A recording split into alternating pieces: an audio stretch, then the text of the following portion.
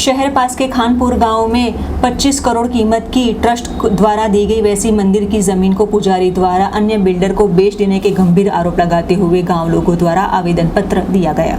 मिली जानकारी के आधार पर वडोदरा के खानपुर गांव में करीबन 25 करोड़ की लागत से मंदिर के ट्रस्ट को दी गई जगह पुजारी द्वारा 2.5 करोड़ में बिल्डर को बेच देने के गंभीर आरोप लगाते हुए गांव लोगों द्वारा आवेदन पत्र दिया गया, जिसमें पुजारी ने बिल्डर के साथ मिलीभगत करते हुए बिक्री के लिए प्रक्रिया जारी कर दी गई है, वैसा गांव लोगों द्वारा गंभीर आरोप लगाया गया है। ऐसे में बिल्डर ने बेचान दस्तावेज भी कर लिया है, वैसी जानकारी नायब मामलतदार को भी की गई है। देवस्थान की जमीन में दी गई गाइडलाइन को ध्यान में रखते हुए बिक्री की नोंद मंजूर करने के साथ नायब कलेक्टर को इस संदर्भ में कानूनन कदम उठाने की मांग करते हुए आज तमाम गाँव लोगों द्वारा आवेदन पत्र देकर रजूआत की गई थी।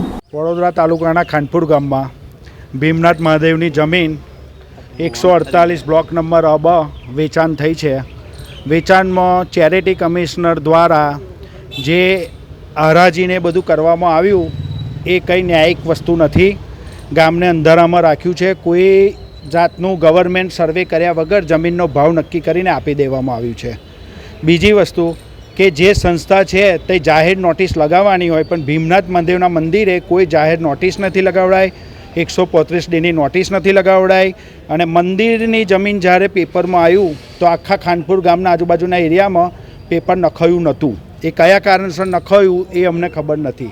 એટલે અમે કલેક્ટર સાહેબ જોડે મંદિરની જમીન પાછી લેવા માટે આવ્યા છે અને સાહેબને નમ્ર વિનંતી કરી છે કે જે હાલમાં હતી એ હાલમાં પાછી લાવી દો। મંદિરોની જમીન બચાવો કે વર્ષો પહેલાં જે ગયડોએ કે ગવર્મેન્ટે ગમે તેને ટ્રસ્ટોને જમીન હોપેલી છે, એટલા માટે હોપેલી છે કે મંદિરમાં કોઈ જાતની જમીનોમાં પ્રોબ્લેમ ના આવે એટલા માટે આ જમીનો આપેલી છે। ખાનપુરથી આજે આવેદનપત્ર કલેક્ટર સાહેબને આવેદનપત્ર આપવા આવ્યા છે। અમારે ભીમનાથ મહાદેવની જમીન જે વેચાઈ ગઈ છે એના સંદર્ભમાં અમે આજે આવેદનપત્ર કલેક્ટર સાહેબને આપેલું છે કે અમારી મંદિરની જમીન પાછી આવે એવી રીતે અમે પૂજારીઓને ખાલી ખેડવાનો જ હક હતો પણ એમને વેચાણ કરી દીધી છે।